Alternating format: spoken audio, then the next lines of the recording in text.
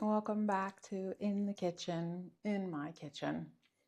I've been sitting with everything you've all shared since the first episode, and I want to thank you for the encouragement, sharing the photos of your pesto.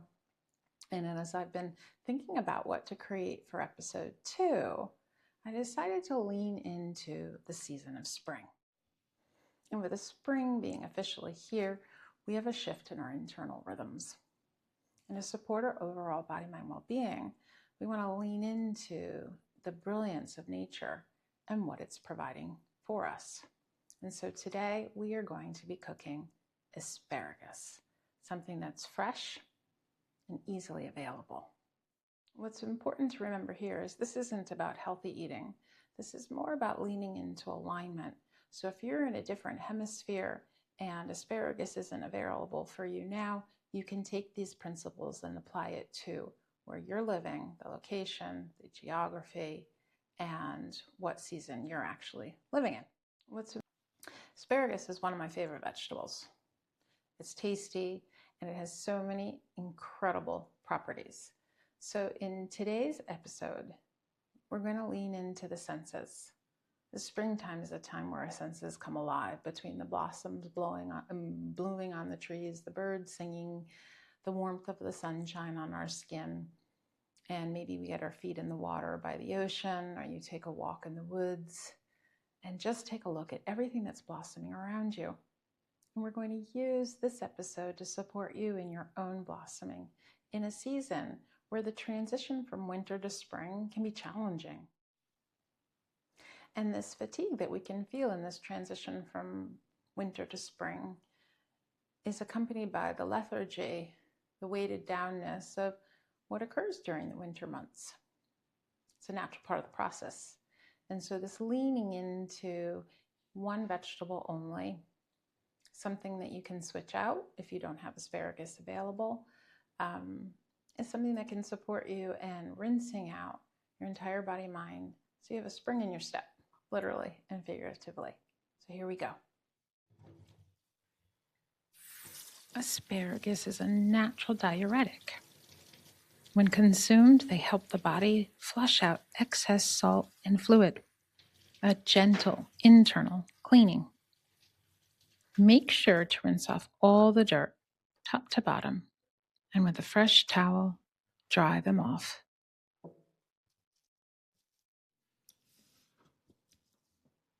Rich in vitamin K, that snap is a reminder of the strength it provides for our bones. Vitamin K is essential for healthy blood clotting, ensuring our system can heal and protect itself from the inside out.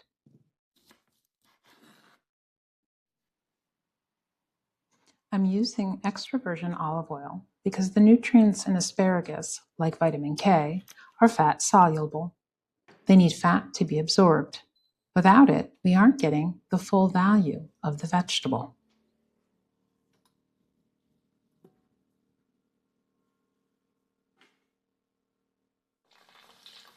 About halfway through the cooking time, I'm grating the fresh ginger directly over the asparagus. We wait until now because we want to gently release the gingerol, the anti-inflammatory compound, without exposing it to too much heat. This adds a layer of warmth that calms the digestive system and balances the brightness of the greens.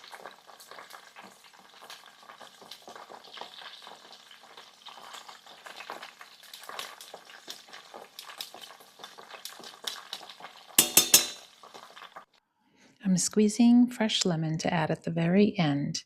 The iron in asparagus needs vitamin C to be fully absorbed, so the citrus acts as the key to moving the minerals into our system. I poured in just as we're finishing, keeping the enzymes alive. We want them to be tender and not overcooked, so the prebiotics are there to feed your gut. This is the final gift of the dish, glutathione.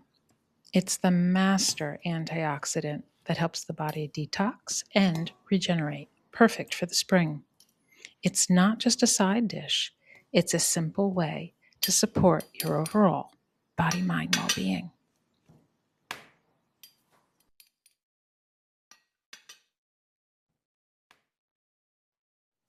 Okay, we're on the other side of yet another nourishing dish.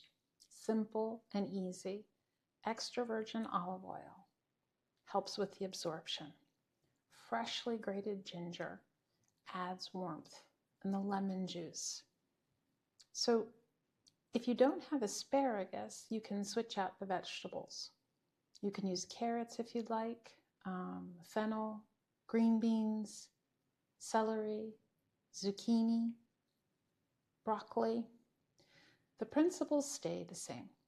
You just swap out the vegetables. You want to stay in season and make sure that the vegetables are as fresh as possible, because when you're cooking with these basic, simple recipes, you don't add to cover up the lack of flavor that comes from the vegetable. You want to enrich it, and you want to enrich the properties so that it nourishes your whole body, mind, and supports your well-being. One of the nice things about choosing one vegetable is it helps you in learning intuitive eating, in the sense that once you've ingested something, you want to notice, does it give me more energy? Do I feel tired afterwards? Do I feel fiery? Do I feel frustrated? Do I feel weighed down? Whatever it is for you.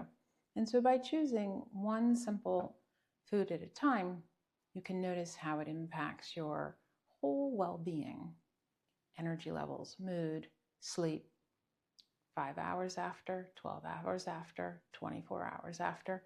And you can begin to lean into the listening to your own body and what it's telling you from the experience of what you ingest. So ideas for combining this dish.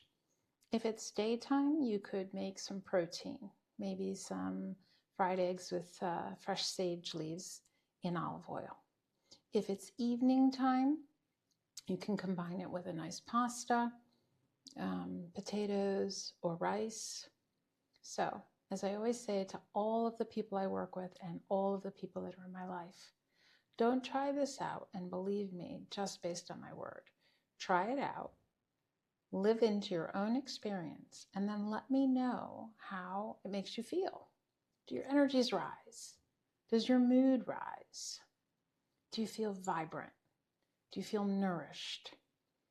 How is your experience with being in your kitchen, cooking for yourself or your loved ones, now becoming something you explore with curiosity and that fulfills you in new and invigorating ways? See you next time.